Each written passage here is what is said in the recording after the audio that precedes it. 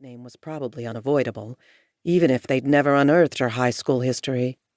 She was, after all, a petite blonde with a southern accent, a penchant for bright colors, and a tad too much enthusiasm about her work.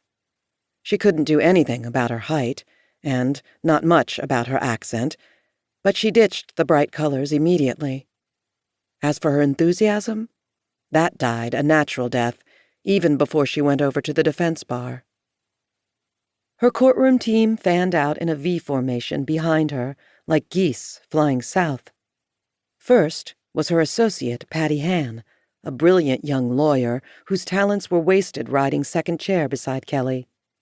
Striding up next was Kelly's assistant, Cassidy Johnson, a long-legged beauty whose competence and composure were likewise indispensable to Kelly's success.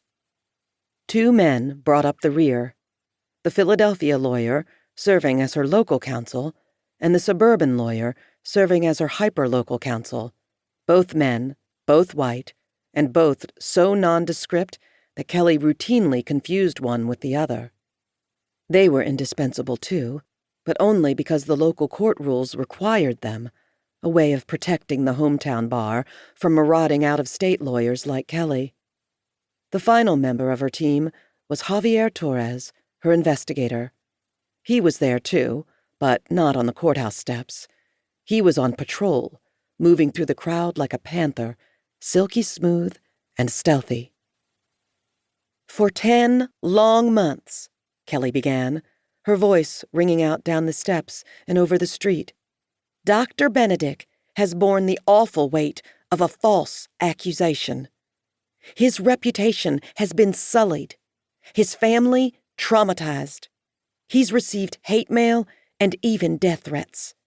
And his work, his vital, critical work, has been horribly hampered. That's the awful power of a false accusation. And perhaps worst of all is that he had to bear all this in silence. The reality of our legal system meant that he couldn't say a word in his own defense." Of course, it was Kelly herself who forbade him to speak, but the crowd didn't need to know that. Today, at last, 12 good men and women spoke up for him. They put the lie to that awful, false accusation. She allowed a smile then, a big, beaming smile that broke out like a sunrise over the crowd. The jury returned a unanimous verdict of not guilty on all counts. Her declaration was greeted with boos and hisses from the protesters, but she heard only the applause and whistles from the counter-protesters. Like any good cheerleader, she knew how to whip up her own side to drown out the other side. The technique still worked today. She raised both arms in triumph, and Team Benedict roared its approval and sent the blood singing through her veins. This moment was her compensation for all she'd sacrificed and all she still endured. For 10 years, she'd done nothing but defend men accused of sex crimes. Athletes and musicians were her bread and butter, along with the occasional CEO. It was sordid work. The accusations themselves, of course, but also all the borderline dirty tactics it took to defeat them, all the unreasonable ways of creating reasonable doubt. It left her feeling soiled, sometimes, as if her hands were stained with the damned spots of complicity. But this moment scrubbed those spots away. It was like tossing a match on tinder and watching the flames erupt.